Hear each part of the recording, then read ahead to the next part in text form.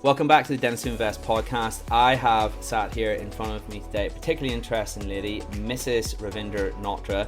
Rav's speciality is something called the lean technique, and also in addition to that, something else called the Six Sigma technique. She combines them both and applies them to the dental industry to come up with a truly special recipe that can boost our profitability, not just as associates and practice owners, but also more generally insofar as boosting revenue across all our business interests, because this can be applied to anything. And it is worth mentioning that Toyota used these methods, the Sigma method, in the 1950s to become the business that they are today. And we all know how that went, so let's tune into this one for sure to find out more.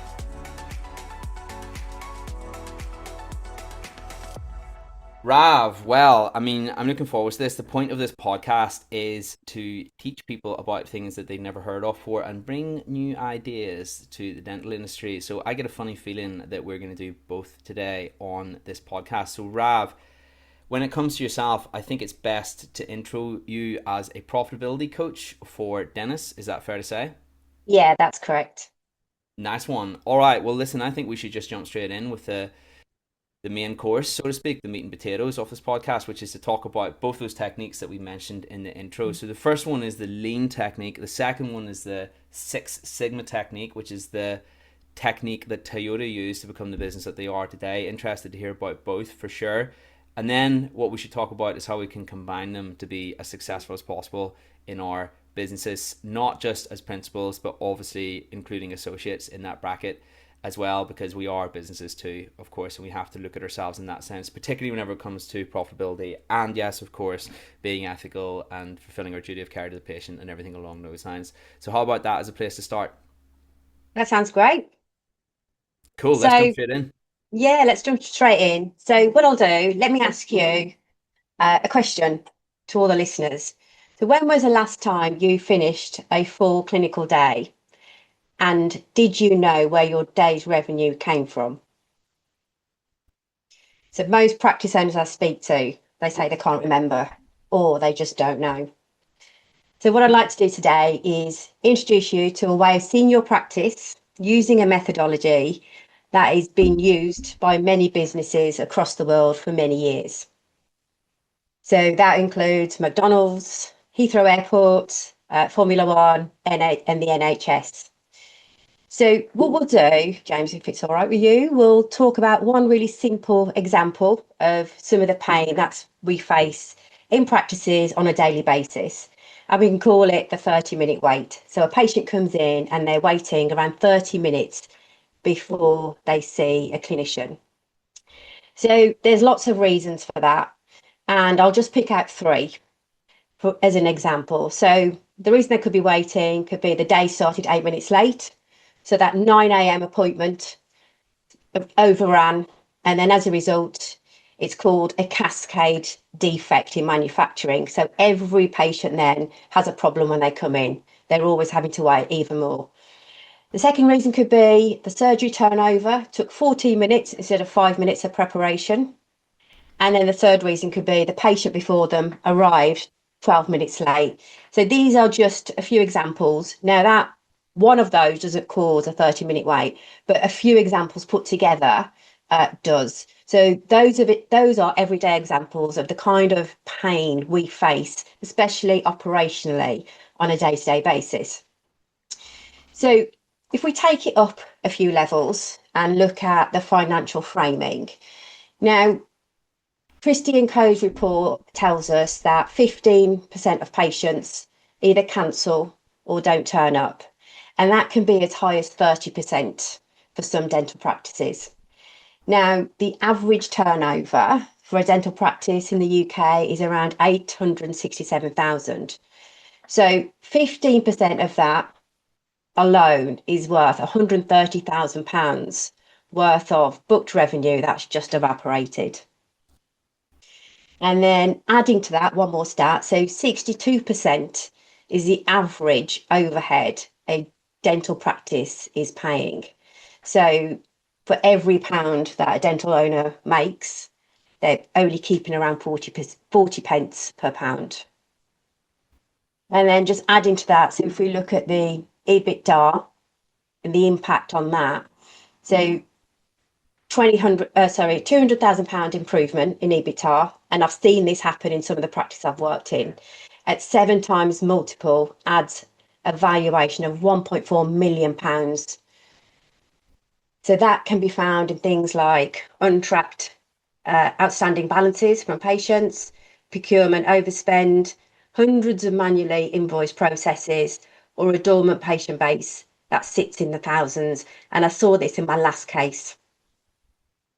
Now, I've got a few thought-provoking questions for you, James. So the first one is, if your practice turned over £800,000 a year and your overhead is around 62%, recovering just 5% of that revenue will give you £40,000 annually. So what could you do with that? Well, I mean, it's certainly nothing to sniff at, isn't it? You know, it's I think we get blinded by the figures as dentists sometimes. You know, sometimes when we've got practices that are making, I don't know, 6 figures, 7 figures, something along those lines, that we forget that these what seemingly small percentage improvements actually put a noticeable amount of cash into our back pocket, because £40,000 in somebody's back pocket, I mean, a lot of people never see that money in their whole life. Mm. Do you know, that could be the difference between having a full timer and not. So, another question. I mean, if you're a practice owner, you're going into work and you're fully booked for the day, but did every appointment start on time? And did every patient leave with the next appointment booked in? So, if you're answering no to any of those questions, then you're not actually full, you're actually leaking revenue. And if your most experienced nurse left tomorrow, could your practice run at the same standard the next day? So if not, then your operational knowledge is living in people's memory rather than in systems or processes. So that itself is a risk to the valuation of your practice. So now let's talk about the exciting bit. So this is the methodology now, and you've already mentioned Toyota. So there's two parts to this. So I'll talk about lean first. So lean came about in the 1950s. So Toyota was almost about to go bankrupt and they needed to compete with American firms. So the way they wanted to do that was, first of all, look at their operations and look at where they can reduce waste. So Taichi Ono started looking at his operation and asking a few simple questions. So he said, out of everything that's produced in this factory, what are we doing that actually builds the car? And what are all the processes that we are doing around the car, which is waste? So, for example, correcting errors, producing too much. So, this is where the lens around lean came in. And what he said was, you only produce what you need and when you need it. So, this was known as the Toyota production system. So, it's another TPS. And basically, he said, you find everything in a process that does not add value for your customer and you remove it. So, the bridge to dentistry, you could think of it as the 30-minute appointment. So, if you think of all those wasteful activities that you are doing when you come into practice, think of it as waiting in a queue. That's wasteful. Completing the form, which you've already done online, and you're doing it again. When you are going into the chair, the clinician then is pulling up the notes, and he could have done some of this beforehand. So it's removing the waste and looking at all the time they're spending in a practice, how much of that is waiting and how much of that is actually spent receiving clinical treatment. So if you map that out, you'll be quite surprised how much clinical time is spent on the patient compared to the minute they walk in the door to when they walk out of the door. So that's lean. So lean is looking at the process, naming it, and then removing all the wasteful activities. Six Sigma is a methodology looking at variation. So when you are a clinician, you conduct a clinical process, and that could be doing a filling, for example. So the clinical process of doing a filling is almost identical from one clinician to the other. The variation sets in when it comes to the other tasks that have to be done either side. So talking to the patient, prepping the chair, prepping the tray, taking payment, having a conversation with your nurse. So that creates a variation. Ideally, what you want is for every standard of treatment to have a standardized time, which you can allow some variation for. So if doing a filling takes 15 minutes, you can allow a few minutes either side for variation. But the point is to have an allocated time for each of your treatments. So you have some variation, but you can allocate your time more effectively. And we can talk about that and how we use data. So nobody has systematically applied Six Sigma to the dental practice and the operation until now. So we can explore more examples of those. One thing I do want to introduce you to is takt time. So takt time is a German terminology and it refers to heartbeat or rhythm. So if your clinic is open for 8 hours a day and you have 16 patients, your takt time is 30 minutes. So you know your 30 minutes are allocated for 16 patients. By the end of the day, you'll finish on time, all your treatments will be complete, and you'll know where your revenues come from. So takt time is looking at the available clinical time divided by patient demand. If you start to fall behind, you are then chasing patient demand. So once you start falling behind, you'll start to see delays and bottlenecks. So that can be your measure. So your takt time is the heartbeat of your incoming demand. Cool. So now we can look at some industry examples. So this is where it comes alive. And I think this is where you start to see how the world operates with this process. So if you go to McDonald's drive-through, it's pretty consistent. So the taste of a burger, it's not the best. If you buy a burger in Birmingham or in London, it tastes more or less the same. And that's because McDonald's are not known for the best tasting burgers. They're known for consistency and process. So if you go through the drive-through, you'll know you'll be waiting a couple of minutes. You won't be waiting 15, 20 minutes because that's not what you expect. So what McDonald's are doing, they are investing in process and then people follow the process. It's not the other way around. So it's consistent, it's predictable, regardless of shift, staff member or location. So if you are going to a practice and you're booked in for a composite restoration, one associate might take 30 minutes, one might take 47. So you've got some deviation there. And that's when your delays start to set in practice. So the process, again, of a composite restoration is identical, but everything that happens around it is not. So McDonald's have a standardized written process for everyone who works there, regardless of who's in that day. And actually, you could do the same for a dental practice. So for a composite restoration, you could have a tray card for each appointment type. You could have a pre-appointment checklist. Everything needs to be documented. And then you've got a documented handover protocol that any clinician can follow on any day. So it's about documenting what you want to be the standard. And any deviation from that is fine. So you can set your deviation. I'll allow 5 minutes each side of my standardized process. So a composite restoration, if that takes around 30 minutes, you might allow a variation of 25 to 35 minutes. So if you think of the bell curve, if it's flat, then you've got too much variation. You want to make your bell curve tall and slim, and you've got a limit each side.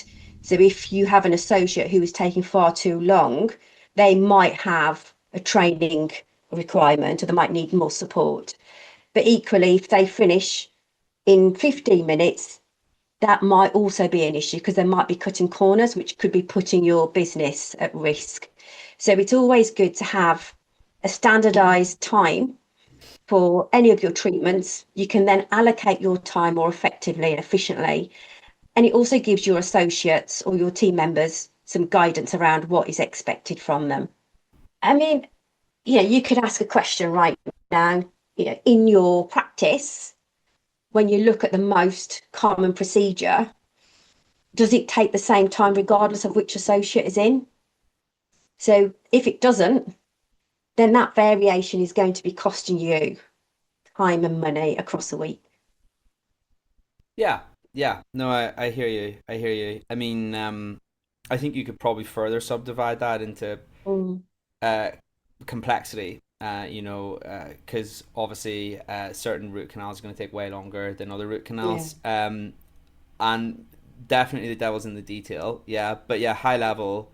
Okay, cool. Yeah, you do want to if one associate is doing an upper central incisor in like 45 minutes for a root canal and another one is doing it in like 2 hours, then Mm, obviously we definitely want to look into that, you know? yeah. So I think that, yeah, I like it from that perspective. It's definitely good to explore these things. Yeah, cool. And then the second example is around Formula One and the pit stop. So imagine 1950s Silverstone car tyre change. So that used to take anywhere between 30 seconds to 4 minutes. So huge variation there. And nobody really looked at the process or asked questions. So what was happening there was they weren't preparing well for when the car stopped and came in. It was only when the car stopped, came in, that they start to go and fetch a tyre, look at things. It was all really messy. The mechanics were tripping over each other. Then they'd bring the wrong tyre out. So quite often things went wrong, and quite often the tyre changeover was 4 minutes. Um, and then a Japanese engineer around the same time called Shigeo Shingo was looking at the production line of manufacturing, and he was looking at the changeover time. So a machine is running, you have to stop it to change over the die, for example. And then he asked questions around what task can we do while the machine is running? So when the car's running, and what task can we do when the car has stopped, or in this case, when the machine has stopped?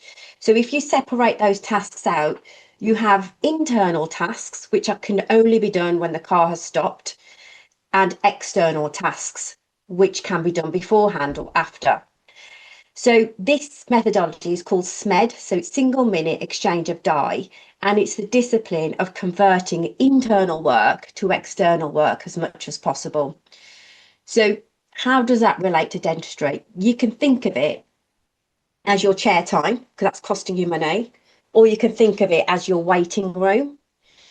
So the waiting room queue is not caused by what's happening in the waiting room, it's what's caused by what's happening beforehand. So you go into a practice, you speak to receptionists, you might have to fill out a form. You might be late because of parking, and then the clinician then takes a while to pull up their notes. So you could be waiting a good 4 to 5 minutes before you actually sit down. Whilst you're talking, there's a queue starting to build. So these are some of the tasks that when we look at before they arrive into practice, which is the pit stop, what can be done before they arrive. So, I mean, at the moment, I think most practices send out a text to remind them, but actually, you can call them beforehand, uh, confirm the procedure. Do they know how much it costs? Do they know where to park? Can you send them the forms to fill out digitally rather than doing it on the day? So once they come in, they might not even have to interact with the receptionist. They can come in and maybe just click to say, I've arrived. So the receptionist is no longer dealing with anyone who's coming into practice. She can therefore deal with all the patients then who are leaving to book in their next appointment and take payment from them. So that's it's a cleverer way of looking at how to reduce that bottleneck in practice, which then has a knock-on effect on the chair time. So then you can utilize the chair time to bring in more patients. Does that make sense? Nice. Yeah. So I guess the key thesis or philosophy of this technique is just exactly what you were saying at the start. We look at everything that doesn't add value Yeah. and we remove it, or as you were saying in the analogy of the Formula One car, like what stuff can we do while the engine's running and what stuff can be Mm, done beforehand? Because and yeah. even though, yeah, I get that it's kind of, how can I say this? It's all stuff we kind of know, but do we do it is another Mm, thing. Do we yeah. actually have a systemized way to do it, or in all the things that we have to do in a day, you know, what is actually distracting us from doing this really important stuff. So we Mm. need to say it out loud. Yeah. And Yeah. it's there's a saying that I like, we need to be reminded more than we're taught. Basically, because like I was saying, we kind of know this stuff is important, but it just falls by the wayside. Whereas actually, Yeah. if we focused on this stuff, we'd probably have more time to do other things as well. So it's about priorities. 100%. Yeah. And I do hear that a lot. I haven't got time to do it. But I think the best way to see it is what's the current process costing you now? So if that receptionist is tied up, she can't answer the phone, and you might have a query come through for an Invisalign, and then they'll go ring the next dental practice, and then you could have potentially lost £3,000 or £4,000 sale. You know Um, what? Can I just say something on that really quickly? Whenever yeah, you hear someone say, I don't have the time to do this. What they're yeah, basically saying is, I don't, this is not a priority for me. Because everyone's got time. Everyone's got the same amount of time, right? Even the most successful people in the world have the same 24 hours in a day as us, but they're just better at knowing what they should prioritize and what they shouldn't. yeah, Whereas what I see 100%. people do a lot in business is prioritize the wrong things. And then when someone tries to give them input on prioritizing other stuff, they say they don't have the time, right? Which kind of I know. basically low Yeah, level suggests that they want to just keep doing the same thing they did before, even though yeah. they're also simultaneously complaining about that because they've seeked the Mm, help of a consultant. So what I'm saying is be open minded, guys. And I've done, I'm not saying I haven't done it before. I've done it a million times, but I also know of that little psychological delusion. So sometimes I catch myself about to say it, and I'm like, maybe not, James.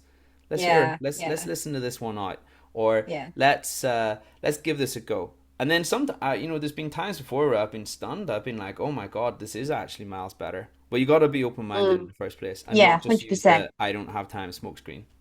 Yeah, definitely. And, I mean, this example I'm going to refer to, this is really powerful. So this is relates to the NHS. The NHS use Lean and Six Sigma, and they have done for a number of years. But if you would just think about A&E and oh, are you back? Just ignore me. If It's just the camera. Just keep going. okay, so if we think of A&E and the time spent in A&E, so you may wait several hours. I think 4 hours is the target time. But think of how much time you're actually receiving clinical treatment, and then you could be waiting again. Now, when people automatically think the reason you wait so long in A&E is because there's a problem with capacity. So there's not enough triage nurses or there's not enough doctors around to look at you guys who come in with a broken leg or whatever it is. But when lean was applied, it actually, the bottleneck wasn't there. It was right at the end of the process. So the problem was there weren't enough beds up on the wards. And the reason there wasn't enough beds on the wards is because the discharge process took too long. So you'd be discharged and then you'd wait a few hours for a letter, a few hours to be picked up. You might wait for pharmacy sign off. So you could be in hospital for another 7, 8 hours before are actually leaving that bed. And once that bed becomes available, then someone on A&E can then move upstairs into the bed.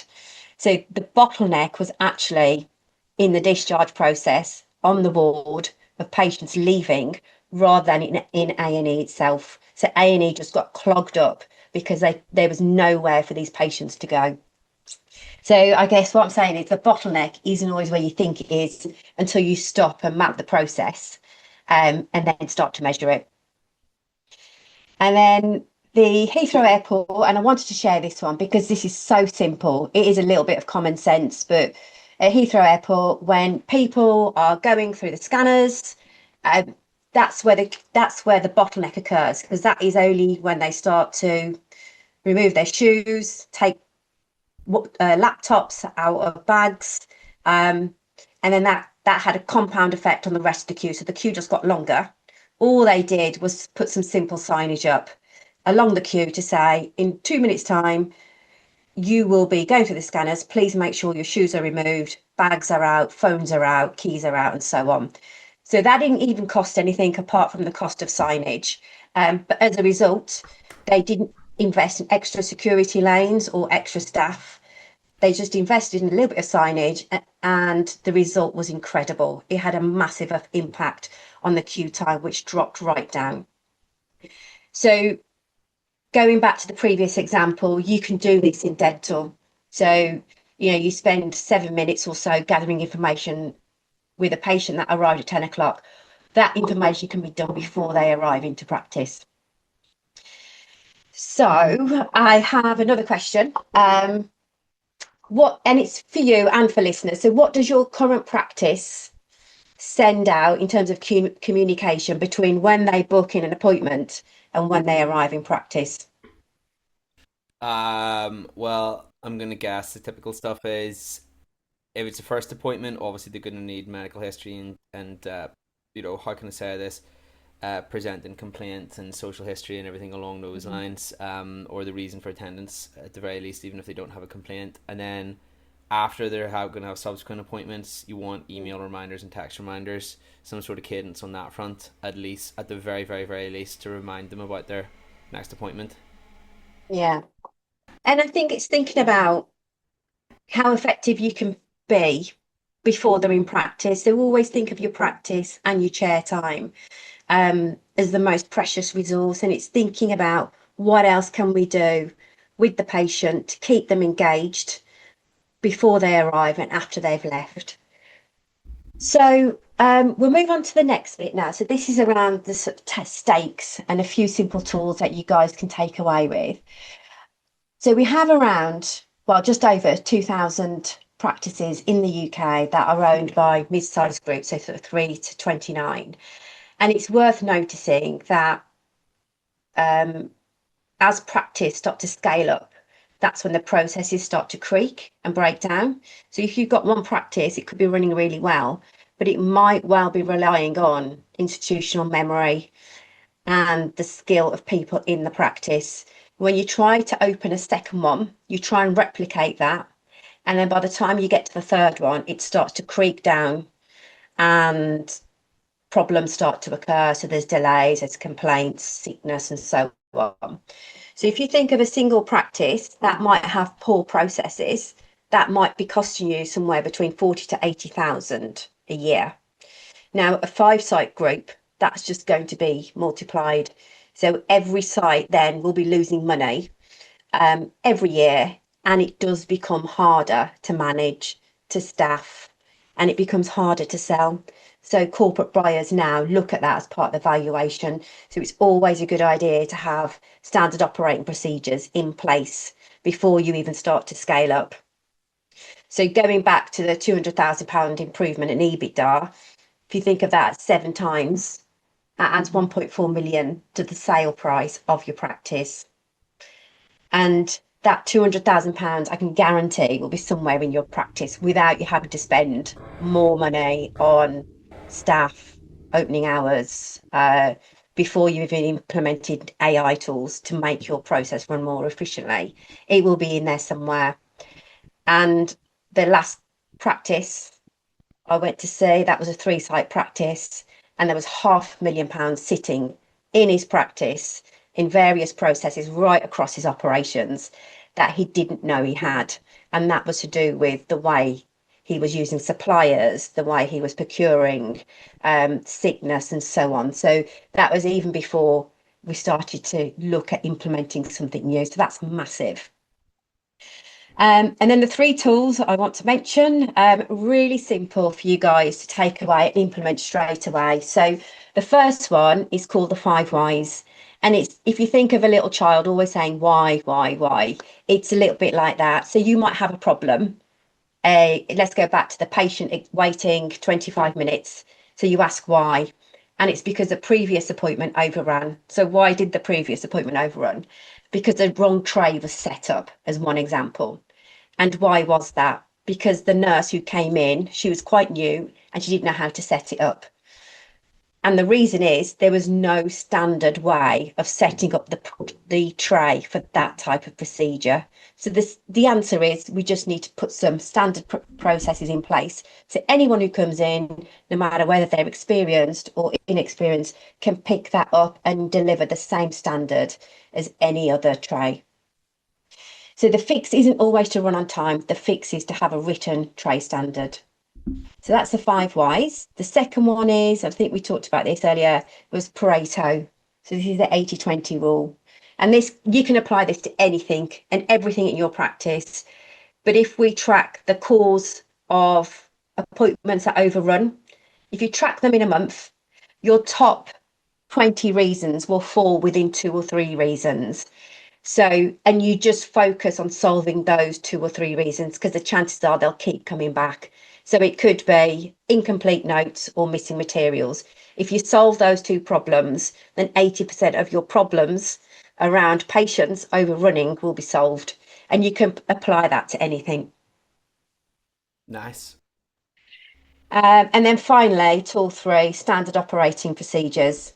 So this is one thing every practice should have, and you can have it on any process that you have in practice, whether it's raising an invoice, whether it's how a patient is checked in, and that should be the right way to do it. The variation to those processes at the moment is invisible, and that is costing you money. Having a standard operating procedure, it's so easy to write. And I would encourage you guys to have only 1 or 2 people write them in practice just to keep it consistent, and to have a date on there, a version control, and to always keep it short and punchy. And it's only one SOP per process. So each SOP starts with a verb, and it's literally you just tell them what to do, take out all the fluff, and it's just step-by-step instruction. If your practice can't function at a certain standard without a specific person, then you know that knowledge lives in their head and it doesn't live in systems and processes. So that's a business risk, You know, and can you I just can't jump in rely on there for two memory. seconds? I don't know if you've Yeah. ever read the book The Checklist Manifesto by Atul Mm-mm. Gawande. So it's literally all about how to write a good checklist, which sounds Ah, okay. unbelievably dry, okay? Yeah. But um I never thought that I'd feel so, how can I say this, enthusiastic about a book on checklists is all I can say, because it teaches you how to write them really well, and it's kind of, it covers in the book, you know, let's say they've got a really complicated project where there's lots of different people with lots of different areas of expertise. How do we make sure that they all talk to each other and improve things so that things are done properly? And yeah, he talks about the different types of checklists and how they should be powerful and punchy, like just the important things that you need to get done, not like a prescriptive list of every single item.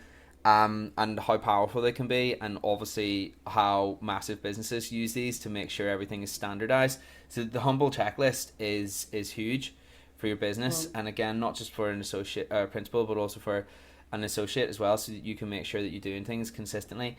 So Mm. yeah, it's we shouldn't overlook and underestimate the humble checklist and doing it well. Yeah.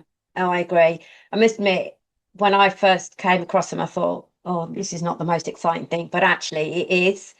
And it's everyone's Bible. And then also need to be in a place where people can access them quite easily. So if they're hidden away in systems where you've got to click 5 times to find them, they need to be easily accessible. And keep encourage your team to keep pulling them up for any process. And then it becomes a way of life. And that's the culture that you build within your practice. So it's good to know that you get excited about them too. It's not just me, James.